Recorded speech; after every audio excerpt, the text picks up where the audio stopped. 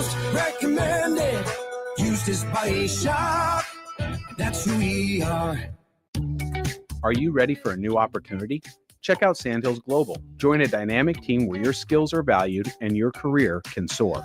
We offer full-time positions with a 4.5-day work week, competitive pay, excellent benefits, and a positive work environment. From IT and marketing to sales and finance, we're looking for talented individuals like you. Apply today at sandhills.jobs and take the first step towards an exciting future. That's sandhills.jobs. Don't wait. Apply now.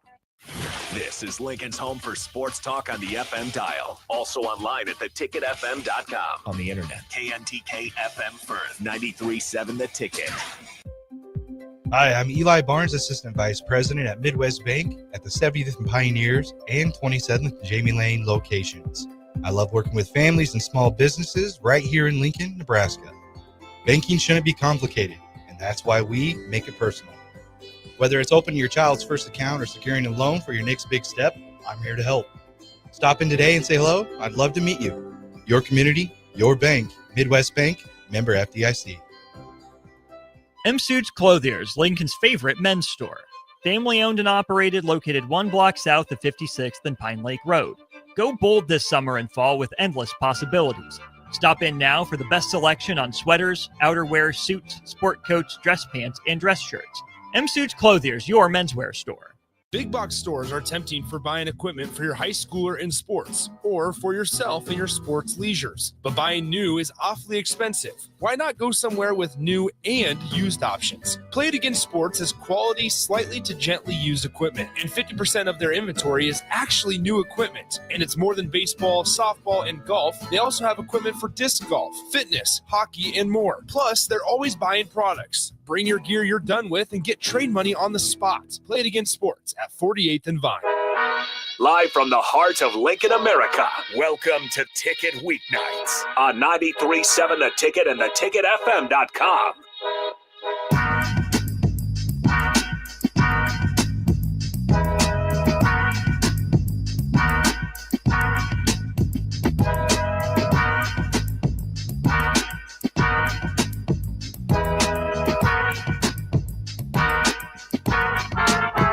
All right, welcome back in. Harrison Arens, ones and twos. As always, we got Jeffrey Callhoun joining me to my left, per usual, on a weeknight. As always, 402-464-5685. Starter Hayden text line, Facebook, YouTube, X, Allo Channel 961. All great ways to put a face to the voice, and then download the Ticket app. It comes in handy, especially if you want to listen to the game calls for NFL, college football, and stay plugged into us locally. That's probably going to be the best way to do it, as we will have plenty of great games on our airwaves. The one I keep highlighting, I think rightfully so, Ohio State, Texas. Electric game. I think everyone's looking forward to it, and I believe we'll have that one on our Ticket app as well. Jeffrey, we'll bring you in here. How's it going on a Thursday? I'm doing really, really good. It's been a pretty productive day. Put out a bunch of reels and, had the day off yesterday, and naturally the one odd day that I end up having off, ton of volleyball news comes out. Yeah, it's the one day I needed you here, Jeff. Yeah, right. And you flaked on me. I'm sorry, man. Top 25 for volleyball came out. Ton of news with both the Novas and with Love. And then that's not even talking about some of the NFL news and other stuff that has come out. So it's been really, really, really cool to see all this stuff that has come out. And which one out of all the stuff that's come out, we'll hash through it here, because you're going to have a better pulse on it. I think it's kind of came in a flurry, like what's happening to the Pro Volleyball Federation, what's happening to the Major League, what's happening to League One. I love volleyball. It was a hot start, and then it kind of burnt out when the Supernovas made their decision to try to leave the Pro Volleyball Federation. And obviously everything kind of led to the merger between Pro Volleyball, and then Major League. And are they keeping the name Major League Volleyball in the merger? So they're keeping the name Major, but it is the merge of the Pro Volleyball and Major League Volleyball. And of course, Love Volleyball, kind of in its own realm, doing its own thing. Jeffrey, what are the things that stick out to you the most through this process? So, the big thing is, quick pause as I'm looking through this breaking news as of 5 minutes ago. Merritt Beeson coming to the Omaha Supernovas, just got signed in free agency. Okay. I know that's a little bit off of what we were planning, but I just pulled up their Instagram and that news. That's kind of similar. Broke. There's more people over there with the Supernovas we'll talk about. But no, the big thing I'm noticing is it really looks like operationally it's still going to basically be the PVF. The only big differences are the name, Major League Volleyball, and then the Vegas Thrill are completely gone, completely scrapped, as we talked about the other day. Looks like replaced. It doesn't look like they're moving. Looks like they're getting replaced by a unnamed team in Dallas.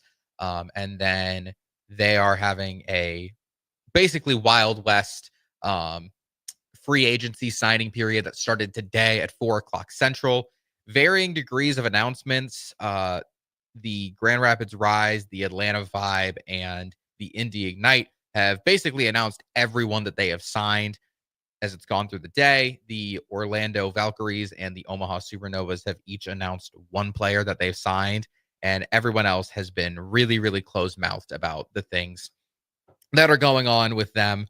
I'll stop at that and then talk about some of the other news that's come up.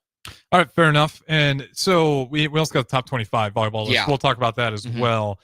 But real quick, let's just talk about the one news. We talked about old school already. John Cook, he's not done. No. He's still going. First thing I'll ask you, co-owner and GM of the Supernovas now, were you surprised to see him continue his volleyball career? Or, was this kind of a expected move? I think I was surprised at the speed at which he picked something up and the magnitude of it. I could have seen him being like an investor with the Novas or something, or an investor with League One or something, a little, I guess, smaller. But to 4 months after retirement, come out and say that he's going to be the GM and the co-owner of the Novas, that's massive. I mean, that is absolutely massive. I'm not surprised that he's I would have been exponentially stunned if he did anything outside of Nebraska, or if he picked up a new coaching job. GM co-owner is definitely going to be less stressful, less time consuming than being a college coach at the best volleyball program in the country. But it's the best pro volleyball team in the country, possibly. This is true. And he's the GM and the owner. But he's not the coach. But he's the owner. That's true. That's going to take time. That's definitely going to take some time. So I am surprised at the magnitude of which this has happened. I mean, and it literally within minutes of each other, 3 posts came out that Laura Bird-Coon is out as the head coach. Then the whole John Cook news, and then Lucas Slave coming in as the new head coach for the Novas, and all of that came out within 15 minutes of each other. It was ballistic. It felt honestly very reminiscent of the span between the post of John Cook's retiring, DBK is replacing him, Meskey is replacing DBK. Yeah. Just boom, boom, boom. Everything seemed to just be in line. I'm surprised by the magnitude of it. That's the thing, because I think, maybe he just really got bored and he's like, you know what? I can't do this. I need to be heavily involved in the volleyball world, because taking over, it's one thing to be co-owner. It's another thing to be co-owner right after a merger. Right after it's like taking over the helm of a ship when the waters are just incredibly choppy. And it's a tough thing to do, but if you got the expertise and you feel like you're the only person that get that ship to clear water, then I love it. Yeah. And I wonder if that's kind of his thought process. He sees a league that's trying everything it can to start up, and he's like, you know what? I made it work here at Nebraska. I really grew this thing. Let me continue to do it and really be a lead mover, and making sure that not only the college level took off, but let me do it in the pros now as well. Well, and especially when you consider Nebraska as of recent has a lot. How do I word this? Nebraska has a lot of players in both leagues, but more of the younger, just entering the pros generation of players, more are going to the PVF. Yeah. Lexi Rodriguez was really the only recent Husker star that went to Love. A lot of the older seasoned veterans went to Love, but a lot of the newer Husker players went to the PVF. And additionally, a lot of them went to the Supernovas. Obviously, we're waiting around free agency stuff, but last year, Lindsay Krause and Allie Batenhorst, that's right, both on the Novas. Allie Batenhorst deciding to make the switch over to the beach side of things, but now you have Merritt Beeson going into the PVF with the Novas, and we'll wait to see what happens with Lindsey Krause. But a lot of players are staying with the teams that they were with last year, signing with them again. There hasn't been Merritt Beeson is really the biggest shock so far, but her whole pro career has been a little bit surprising. You know, she was projected the number 1 overall pick in the draft last year. That ended up happening, but the Indy Ignite were supposed to have the number 1 overall pick and then traded it away last second. So Merritt Beeson, all signs looked like she was going to go to Indianapolis. Last second goes to Atlanta. And, you know, Beeson doesn't have a ton of ties really to Atlanta. I'm not super surprised that the Novas got her. So that's been the biggest shock. But yeah, now, I mean, John Cook has a Nebraska player on his team. So it's going to be really interesting to see this upcoming season. It's exciting. I mean, the same thing with WNBA. It's like the iron's hot right now. You just got to make sure everyone kind of falls in line. And I do think the biggest thing they realized is we are maniacs to try to do this separately. Like we need to be under the same umbrella. Right. And I think League One is in that unique spot, but I think even they would be beneficial to fall under that same umbrella at some point. Now, a different style, not, you know, have the teams go and compete, but almost like a G League. It's a little bit different though, because I mean, you got Olympians and love volleyball. It's fair to say that League One is more veteran player. And so, you know, it's kind of got its own unique space. I don't know how you'd get it under the same umbrella, but they're not really competing with each other too much. So I think like you're totally okay having them part of your coalition with the merger. Now, that's not happening right now, but I wouldn't be surprised to see something like that down the road where they figure out to get love volleyball in the mix as well. Yeah. And really just help each other out because, again, they're kind of their own unique niche on the players that they have. And it feels more like they're way more cities. They're more, I guess I don't know how to say. What would you describe League One volleyball as currently, especially with the announcement that they just dropped? What's it going to be? So yeah, the announcement just officially came out that Love Omaha is rebranding to Love Nebraska, which I really like. It kind of looks like they're going to be spreading their resources and their love and their entertainment over the entire state. We'll see what that looks like in practice, but I love it. They're the only Love team so far to rebrand to anything that's not a city, basically. The other 5 are still just their respective cities. And I mean, I love it because, you know, it's not just Omaha that's pumping out these products. I mean, you see a lot of players from Elkhorn, from Kearney, even from places like Wayne that are pushing out these good college prospects. You can find them in small towns. It's crazy how much volleyball talent's here. Yeah. I mean, you could go find a player in 4 days with like a population of 80. Yeah. And just like, this chick's tall and she loves volleyball. She's really good at it. Yeah. Like, you get a lot of really good athletes out of the Midwest. Yeah, 100%. And I think that's the thing is, I think it's going to be very beneficial, especially because Love has a much stronger connection with the club side of things, with the youth side of things than the PVF does. So and that's maybe where I think their niche can really thrive if they hold on to that, and that's kind of their role within the umbrella. Yeah, that's the thing is like Love feels much better for developmental. You know, whether you're developing youth to college or post college to Olympics, it seems much better for development than the PVF MLV. Yeah, because that's just the very standard schedule. You know, here's your cities. Here's your home away games. Here's how the scheduling works. And then Love Volleyball again. I think you're 100% right. They got their own niche, like developmental, whether you're getting ready for an Olympic run, whether you're getting ready for college, whether you're getting ready post-college and want to work your way up into maybe Major League Volleyball, the new merger, Major League Volleyball. So interesting. I'm pretty optimistic on all of it. I was very pessimistic. I was like, I don't know what any of you guys are trying to do right now. You guys are trying to burn the league. I don't know if this is going to work. Outside of Love, I generally mean this. I think League One's the only one that's done it the best and really hasn't made any wrong moves thus far.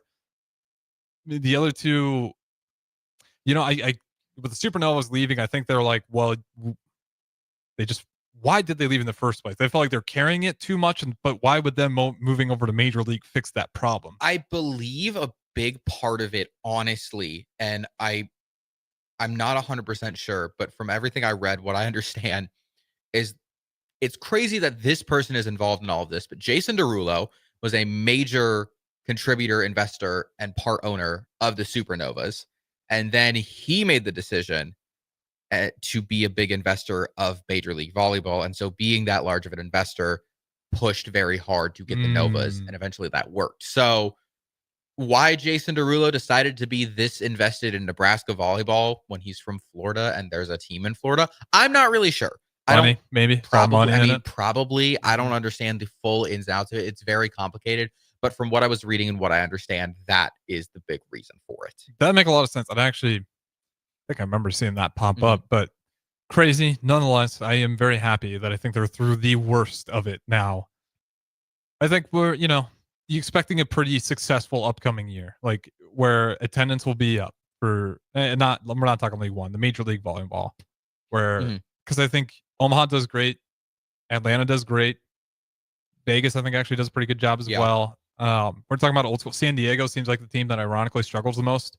Yeah, they're getting, I think honestly, Jordan Love is helping that a lot because I'm not 100% sure if they're married yet. So fiance or wife is one of the best players on the San Diego team, Ronica Stone. Jordan Love, actually, a couple years ago when the championship playoffs were in Omaha, he made the trip out here. So he's been a huge supporter and I believe part investor of that. Yeah. There's big athletes that support. Yeah. Trey Young was at a lot of the Atlanta games. I think you're right. Yeah. And then obviously we talked about Caitlin Clark at the Indy games.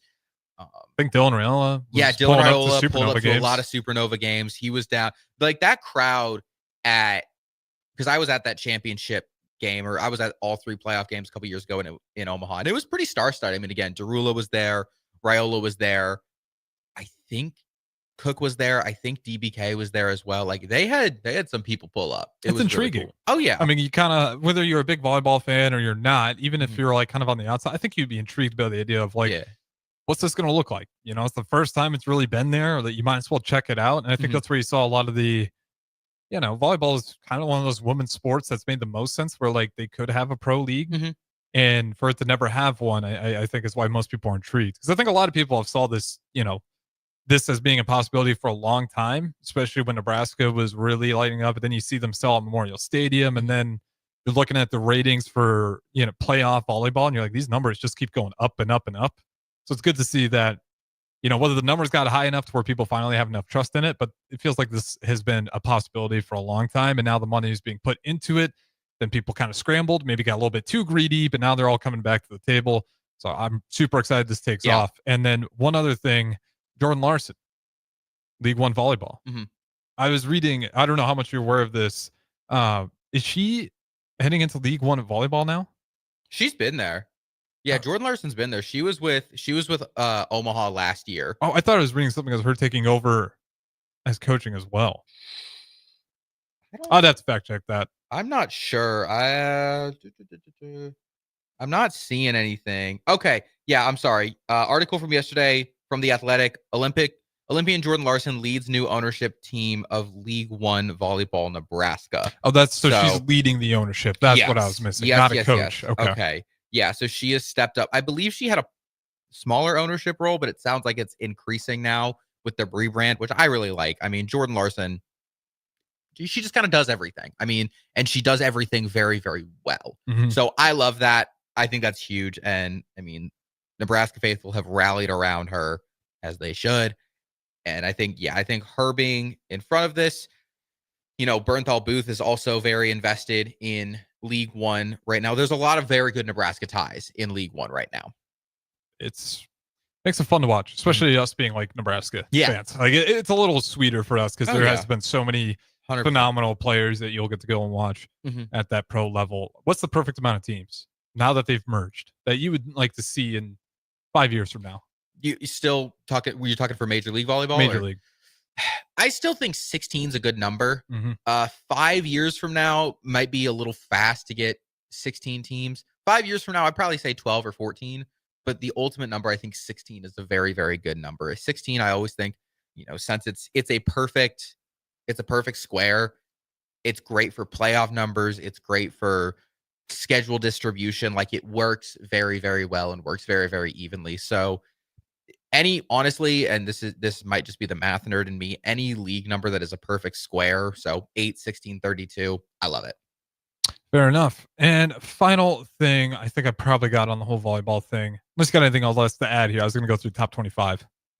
Yeah. AP rankings. So, yeah, there's a lot going on there. Obviously, we know where Nebraska's at. Yeah, 3 Nebraska, years in a row. Nebraska number 1. Penn State number 2. A couple other headlines that Husker fans or Nebraska fans may want to know about. Louisville, despite losing DBK, is at number 4. Texas is at number 5. Wisconsin at number 8. Minnesota at 11. Creighton is at 12. Purdue down at 15. USC, another Big Ten team, at 21. UCLA at 18 after tearing up the transfer portal.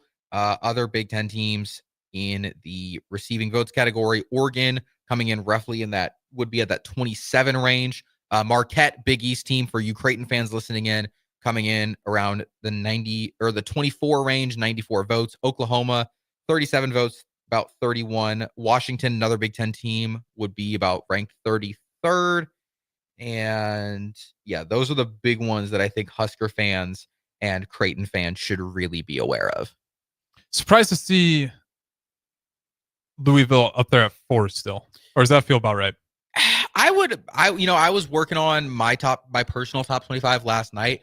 I would bump them to about 5, but I don't hate it. Again, Meskey, I think, is the best option. Give me your 1 through 5 then. What is your 1 through 5? 1 through 5 in order for me. I would put Penn State above Nebraska, honestly. Okay, I think that's fair. So Penn State, Nebraska, Pittsburgh, Stanford, Louisville. That's my top 5.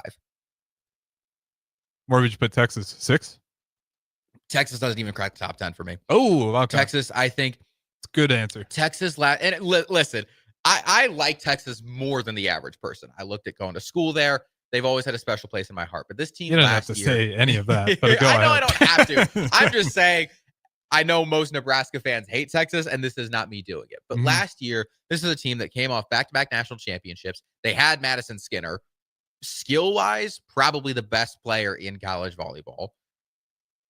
Made it to the Sweet 16. They didn't even finish in the top 4 in the SEC. They finished behind a Missouri team who, while obviously I love them to death, is much less talented. It has much less money than them. And, now they lose Mariana Singletary. They lose Madison Skinner. They lose Avery Carlson, I believe. They lose a lot of strong players. Right. And now you have to play, a round robin SEC schedule. So you're going to have to play Kentucky. You're going to have to play Missouri. You're going to have to play Texas A&M. You're playing a tough non-conference schedule, and the SEC is implementing a postseason tournament. So then you have to get through that. I truly don't see this team finishing above 15. I think Texas is the single most overrated team in this poll. Full stop. I mean, they usually are pretty overrated. Now, in college football this year, I don't think they are overrated. I think obviously lots of reasons to be optimistic, but that would fit the brand of a lot of the Texas schools, honestly. It's like you got a lot of money. People just expect you to be great. Wisconsin at 8. Is this the lowest they've been in a long time? I'm trying to think. Like Wisconsin at 8 seems... I'd have to fully fact check. Hot fever dream almost that they're all the way down there. I'd have to fully fact check, but I don't hate it. I think in my poll, I think I put them about 8 or 9. Okay. And it's just the sheer amount of players they lose. I think I said this a couple days ago on air. They had 8 players that played over 100 sets last year. They returned 2 of them. And Wisconsin, ever since they won their national championship in 2021, they have been, for Wisconsin standards, a bit down. Yeah. Granted, a bit down for them is Elite 8 Sweet 16 range, which most other programs in the country would kill for. They're sweeping Nebraska. That's when they're at their best. Yeah.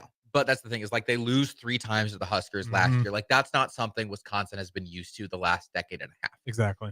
And they lose a ton of players. I think the Big Ten is very, very up this year again.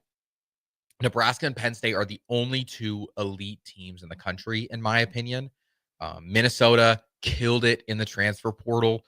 Purdue, while they lose a lot, Purdue is still Purdue. And then you have to deal with all the West Coast teams that have come in. Again, we talked about UCLA is probably the biggest threat, I would think, right? They've just been tearing through the transfer portal. They stole Figron Kong away from Louisville, which is a huge, huge get amongst other players. So just Wisconsin, I like them at about 8 or 9. It's just it's going to be an uphill battle for them this year. It'll be interesting to see what they kind of do in that adversity that they really, I mean, last year was the most adversity I think they faced in a long time. Just like the shock that Nebraska beat you once, twice, 3 times, along with just some other tough matches they had throughout the year. And, you know, it's just probably a new spot that Wisconsin hasn't been in for a while, that we'll see how they kind of respond to that adversity. Being super interesting to watch, though. And just real quick, here's the top 10. Nebraska, Penn State, Pittsburgh, Louisville, Texas, Stanford, Kentucky, Wisconsin, Texas A&M, and at number 10, SMU. Which SMU I was wondering about, because I know a lot of people were. Who was that SMU that beat us last year? Who shocked us early last year? It was SMU. Yeah, and then Huskers SMU went beat a down few there. more ranked teams right after. Yeah, SMU was a weird team last year because they can scare you. Yeah, but like they were definitely that team that like they could beat anyone, but they could also lose to anyone. I mean, 100%. again, like they beat Nebraska and Pitt, and Pitt was the number 1 team in the country. Nebraska basically was the number 1 team in the country because a couple days prior, Texas had lost. So Nebraska was ranked 2, but you know, the next poll looked like it was going to be Nebraska at number 1, and then SMU just beats the brakes off of them. And then, you know, but they had a couple weird losses. They lost to Loyola Marymount. I believe they lost to Hawaii as well. And thank goodness they won some games after, because that helped Nebraska out a lot. Because everyone's like, oh, geez, Nebraska choked. And then I can't remember who the next ranked, but it was another it wasn't just like number 25. I want to say it was a pretty well-respected opponent. It might have been a couple ranked wins in a row. Because they had like, at one point, they had like 5 ranked wins. Yeah, they were thriving. They beat Georgia Tech. They beat Florida State. Like they beat a lot of good players, and they had 3 players drafted into the PVF. I mean, they had a lot of good players, but then, you know, they go into the tournament, they host a regional, and they lose in the round of 32 to Missouri. And in a year that kind of ended up being pretty chalk, they were the only 2 seed to lose to a team below them. Every other 2 seed and 1 seed made it to the Elite 8. So like they beat some good opponents, and then just also it just felt like they just dropped to some random ones that they shouldn't have. So I mean, I have opinions on SMU. I can go into that more, but I understand we're getting close to break.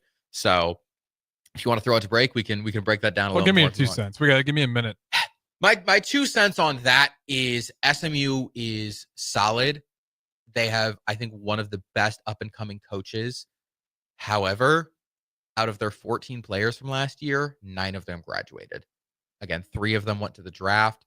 Last year was their year, and they lose a lot. I think they'll still be good, especially in a year where I think the ACC is very top heavy, you know, with Louisville, Pitt, Stanford, but the gap between them and everybody else is massive. And so I think SMU will be solid. I think they'll be a tournament team, but top 10, no. I'd probably put them about 18 to 20 range right now. Especially knowing I don't understand how much they lost as well. Like, that's tough to do. We'll see. I think they'll feed off the momentum of last year, but I do think you're right. I'd definitely take them out of the top 10. Wouldn't kick them out of the top 25, but not top 10. Probably anywhere between that 15-20 range as well. We got to throw it to break. On the other side, we'll talk some NFL preseason, and we'll talk about some NFL futures as well, what we expect from these teams going forward. Also, Colts, not a great start. Not at all. Probably the worst start you could have asked Not for. at all. Which is really ironic because we were talking about it on Old School. So we'll talk about it. What's happening with the Colts in their preseason game already. 93.7 The Ticket, Jeffrey Callhoun, Harrison Arens. Talk to you in a bit. Are you ready for a new opportunity? Check out Sandhills Global. Join a dynamic team where your skills are valued and your career can soar. We offer full-time positions with a 4.5-day work week, competitive pay, excellent benefits, and a positive work environment. From IT and marketing to sales and finance, we're looking for talented individuals like you. Apply today at sandhills.jobs and take the first step towards an exciting future. That's sandhills.jobs. Don't wait. Apply now.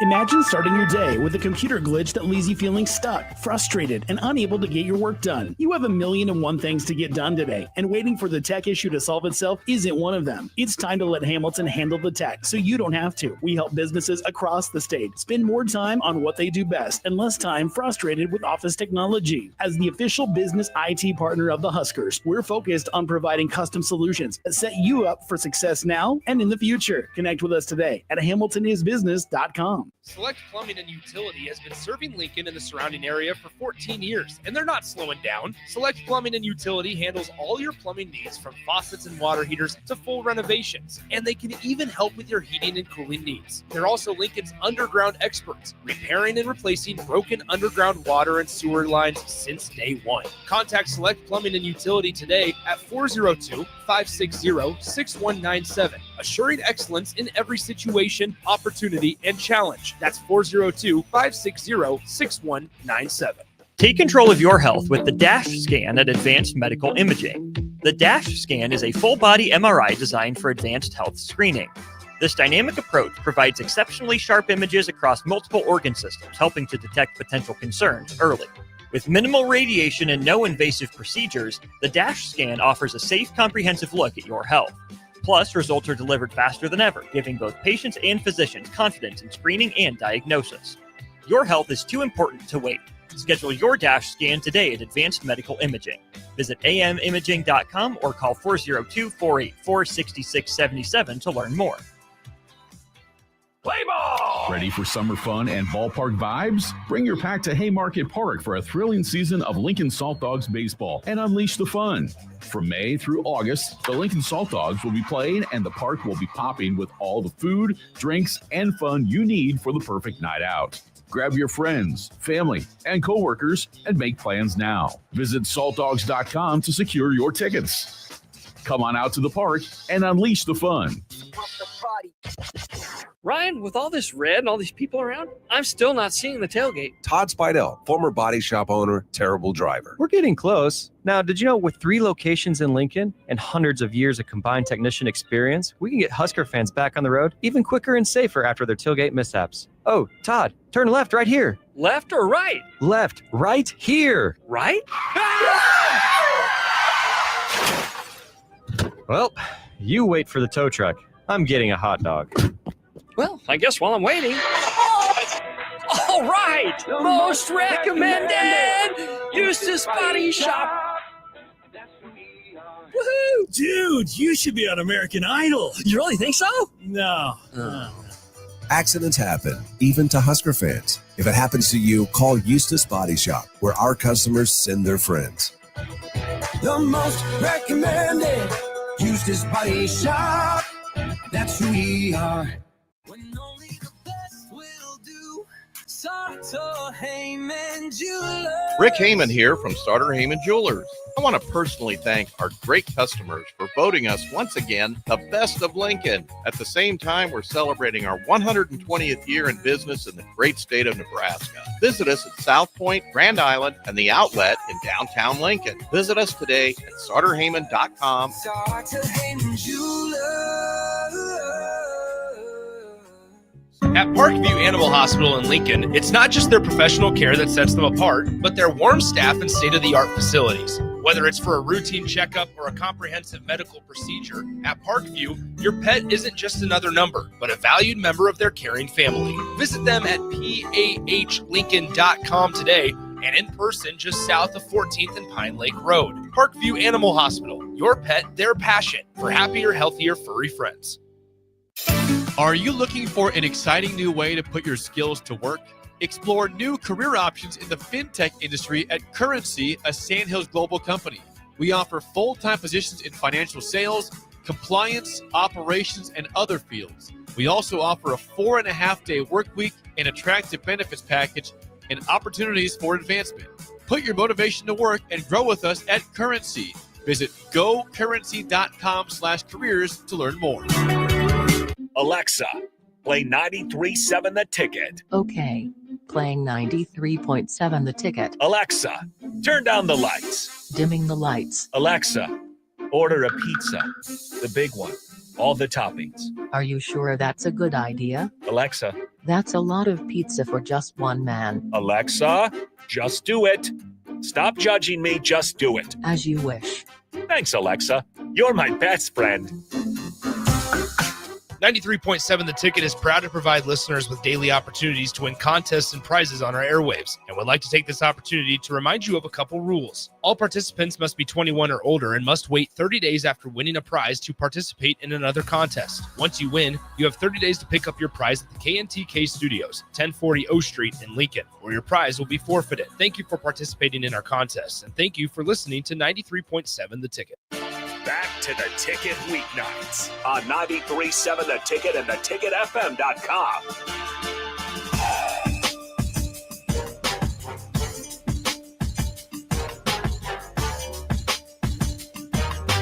All right, welcome back in. Let's talk some NFL preseason. Also, some unfortunate injuries. Indianapolis Colts with a hot start. 402-464-5685. You guys want to join in? It's our name and text line, as always. And we got Jeffrey Callhoun in here, like the co-host that he has been pretty frequently for me. It's been fun. I love it. On Take a Weeknight. Then you only got 1 week left. Yeah.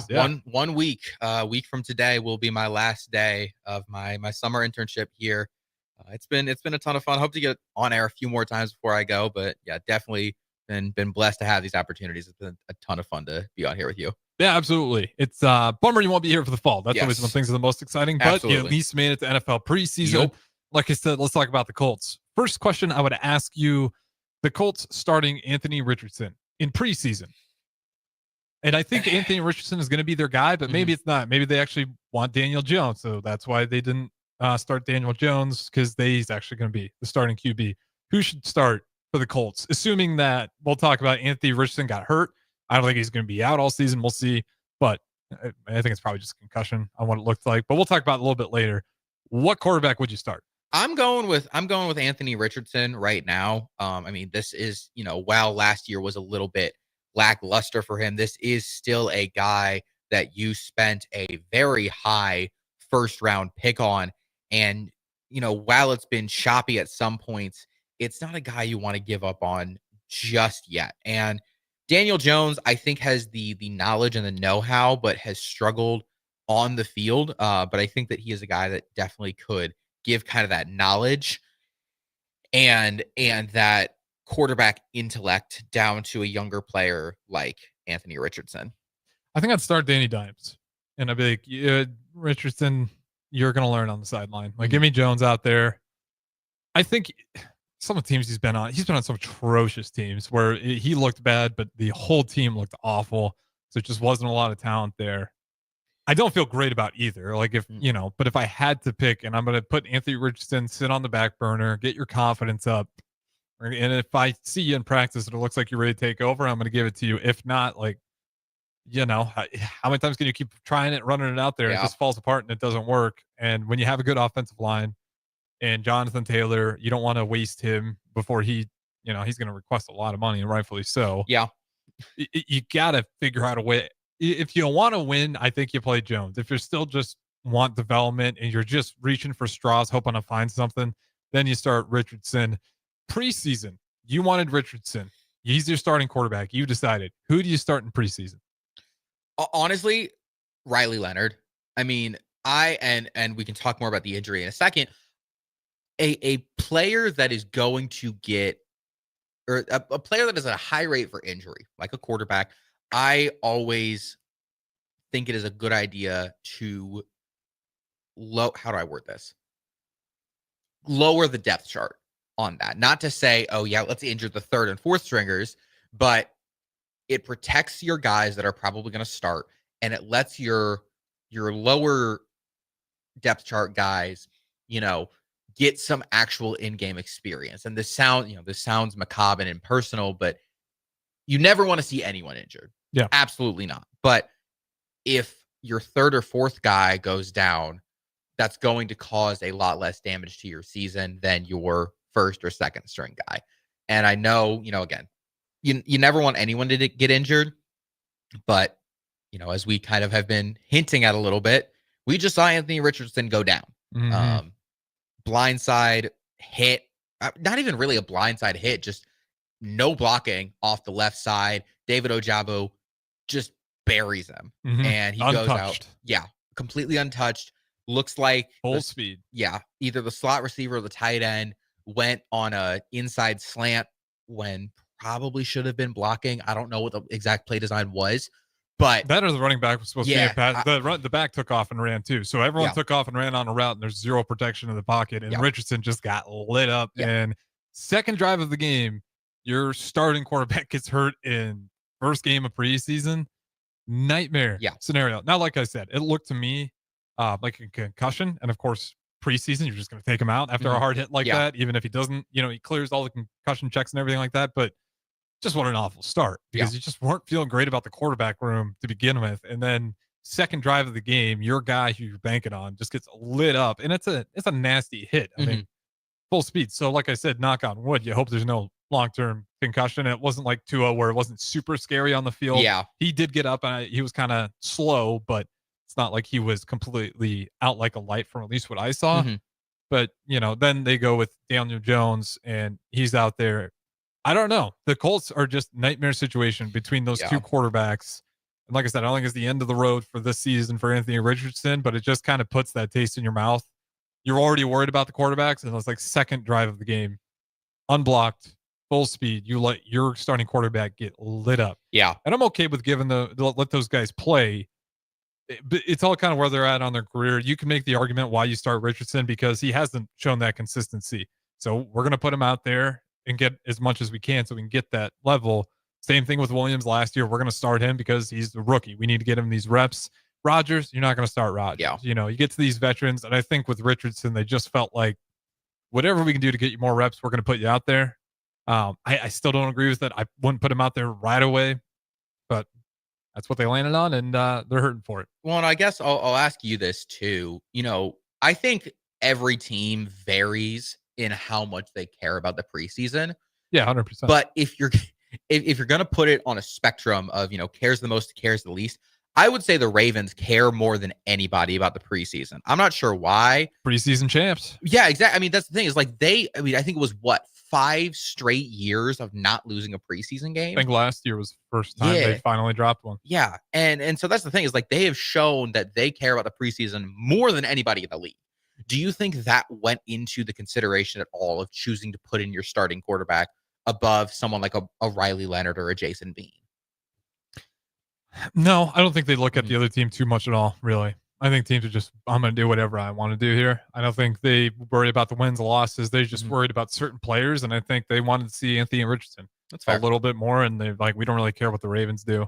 Yeah. They just want to test out their guys, and it just worked out horribly for them because I'm not going to say putting Richardson was out there was the wrong move. I wouldn't have done it unless he just looked terrible in practice. I'm like, you need to get some serious reps versus some, weaker defenses to get that confidence up. So maybe that's where they went that route. But no, I think you're just putting your guys, you're just trying to figure out your own personnel at that point. Second stringers, third stringers. How is my development looking? I know at this point, I pretty well know here's my 11 offense, defense, special teams. What does my development look like? And trying to figure that part out. So, a team like the Ravens, they're always pretty good. I think it's just the thing you take an account for. Ravens are good at development. So, don't be going out there thinking that these guys are just going to be pushovers. It's all basic stuff, basic defenses. There's not a whole lot of tricks, which again makes me super surprised to watch the Ravens only rush 4 and the guy come completely unblocked. Like there's not a lot of tricks and eye candy or dressing on any of the preseason stuff. It's we're just here getting reps, getting a little bit better.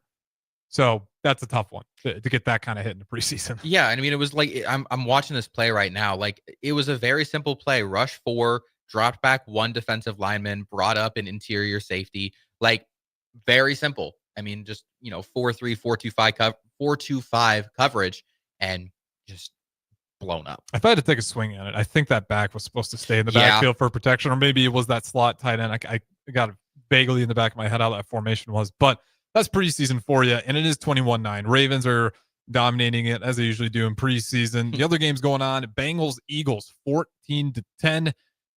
What's your bar for the Bengals and what they can be this upcoming season? They kind of figured it out finally with T. Higgins. They didn't want to pay him, and then they're like, we're going to pay you less. And then T. Higgins said no. Then they wasted months and months and months and eventually just paid T. Higgins exactly what he wanted. They figured out Shamar Stewart as well. They got that all taken care of. They got the kinks out. I think the management's been a little bit sloppy on the pay, again, because I just points to T. Higgins. You wasted so much time arguing with him just to give him what he wanted at the end of the day, which he deserved it. You look at this guy, he's a phenomenal wide receiver. You knew he was going to demand that or not. Who knows what he'd done. I mean, I can understand why he'd hold out, though, and they eventually met him there. Bengals, what's this upcoming season look like? The Bengals, for me, they I feel like have been the last 4 or 5 years the most volatile team in the league. I mean, watching the team last year, the one that, barely missed the playoffs, and the one that made the Super Bowl back in, was the 22 season, I believe, when they lost to the Rams? Yeah, it would have been after COVID. No, 21 season. It was the 20, because I was still in Lincoln. 22, I would have been in college. So, yeah, that 21 And that was Rams? Yeah, right? It was Rams, Okay. Bengals. So that 21 season versus last year's 24 season, watching those two teams, like, I don't feel like there was a ton of difference between them. And the crazy thing is, like, record-wise, there wasn't. It was 12-5 versus 9-8. And it just feels like it's a matter of those close games, how they can get those to flip. I mean, we saw it last year. The Bengals put up 40-plus points in a ton of games and still managed to lose. Mhm. They lost a ton of one-score games. And the difference was that Super Bowl year, it was a matter of, can they flip those? And I think it's going to be the same deal this year. They have the talent. They're beefing up that defense more. They have one of the best quarterbacks in the league. And it's just going to be a matter of, can they flip those one-score games to get them into that push for the playoff? I think that's what it is. Buy or sell on them being able to accomplish. I'm going to say buy, mainly because the AFC North this year, I think, is pretty down. The Steelers are going to do their thing where they finish 9-8. And I don't trust Rodgers there at quarterback. The Browns, they're the Browns. And then the Ravens, I think they're pretty even. I think right now the favorite to win that division is either the Ravens or the Bengals. It's Ravens. Yeah, I mean, Bengals is just those one-score losses. It's like, man, I wish, problem is Joe Burrow plays offense, not defense, too. Yeah. And that's where a lot of those one-score losses, it's like, Burrow is like, I put up 43 points in this game. Can you get a stop? And then they don't. And then they kick a field goal. And then they win the game 45-43 or 44-43. Yeah. And that's a lot of the one-score losses. Is like, Joe Burrow's lighting up on offense. And that's where I get nervous about them not being able to improve. I'd sell again, which is unfortunate. But, Joe Burrow had like an MVP season last year. But he didn't get the MVP because Josh Allen, Lamar Jackson, they had great stats, but they were winning on top of it. So it came down to those two. Joe Burrow wasn't even in the mix. But if you looked at his numbers, he was right up there in terms of how statistically great he was, but they're not winning. And a lot of it was on the defense.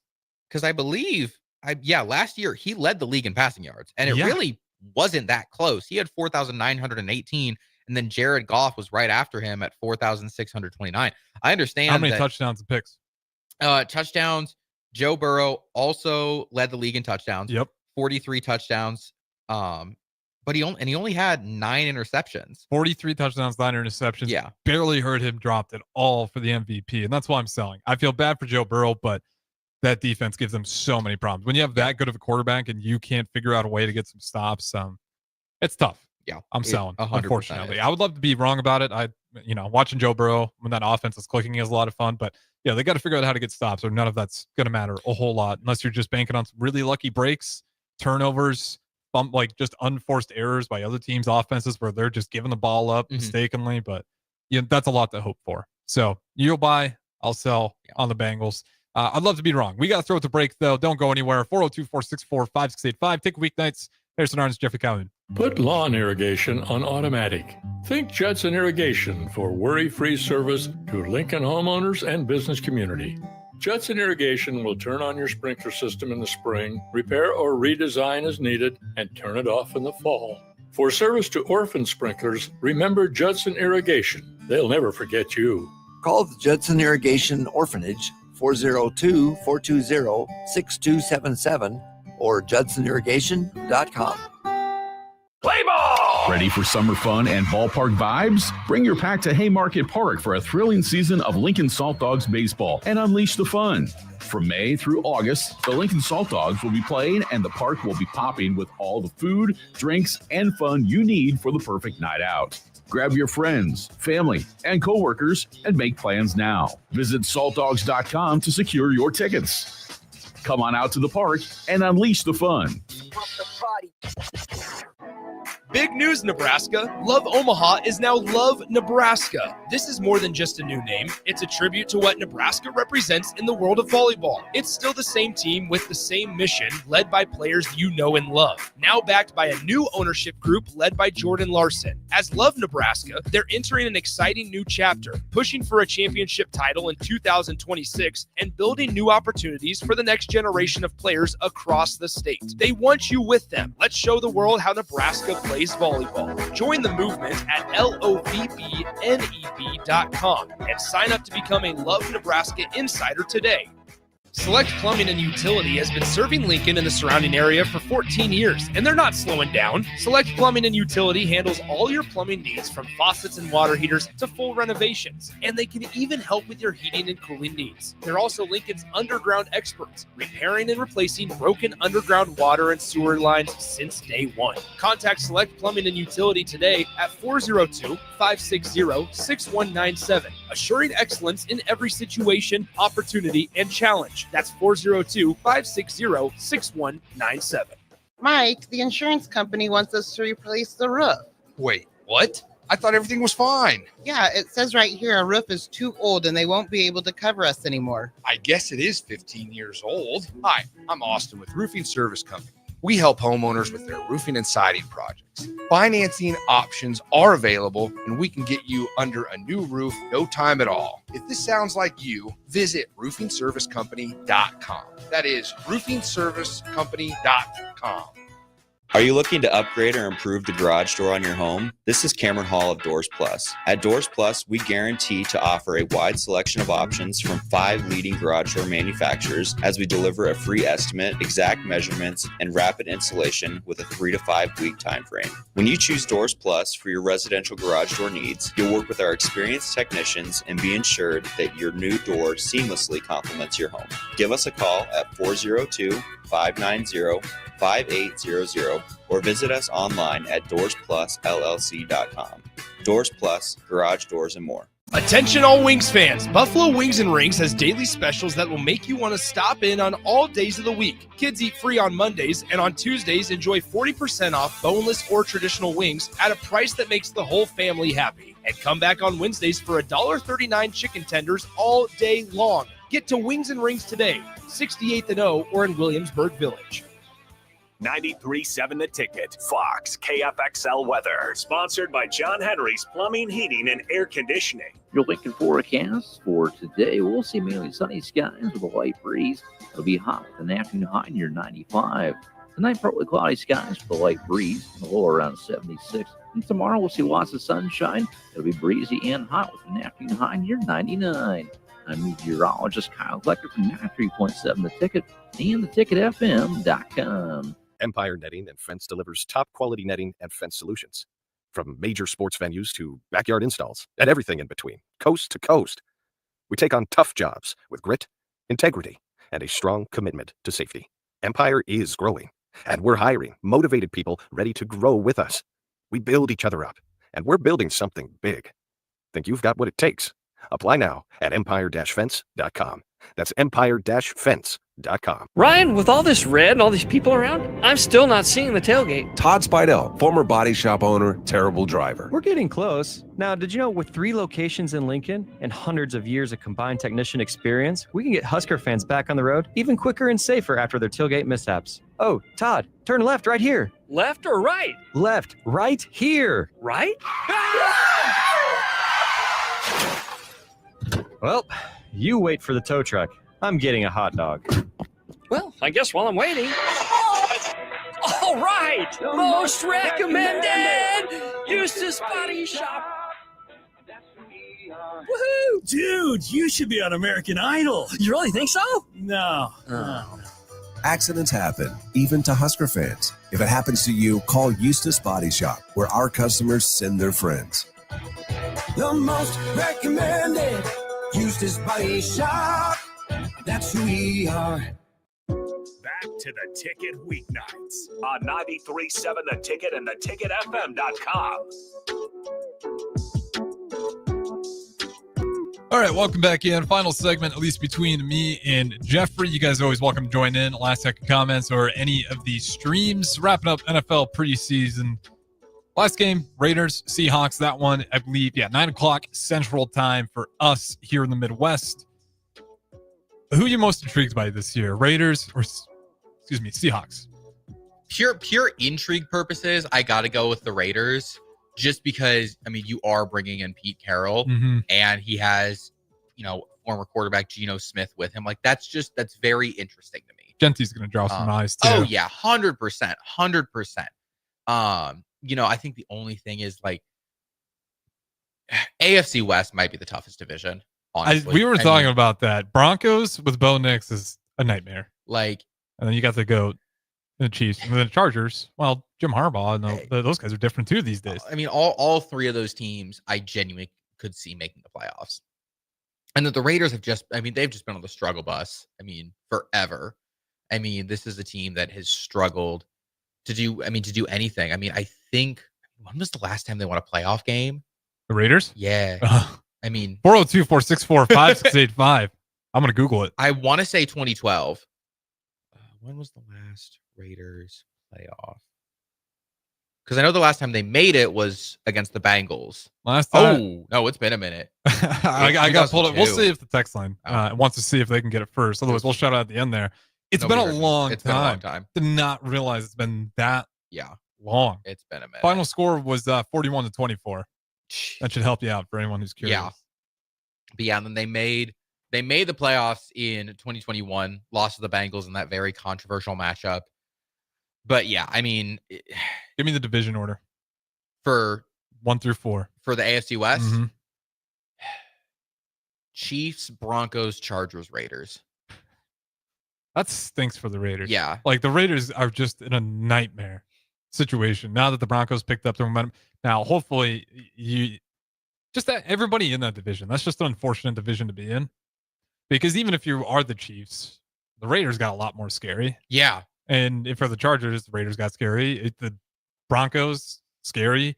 And Jim Harbaugh. Like, I'm not the biggest Jim Harbaugh guy, but I'll tell you what, I don't want to play the Chargers. No. Especially with Justin Herbert. I think they've just had some really tough luck at times. I think Jim Harbaugh is going to be the guy to actually remedy a lot of that. Will that be, an elite playoff team? I don't know. But I just know there's no easy games whatsoever within that entire division. I'd probably go Chiefs. I'd go the same order. Chiefs, Broncos, Chargers, Raiders.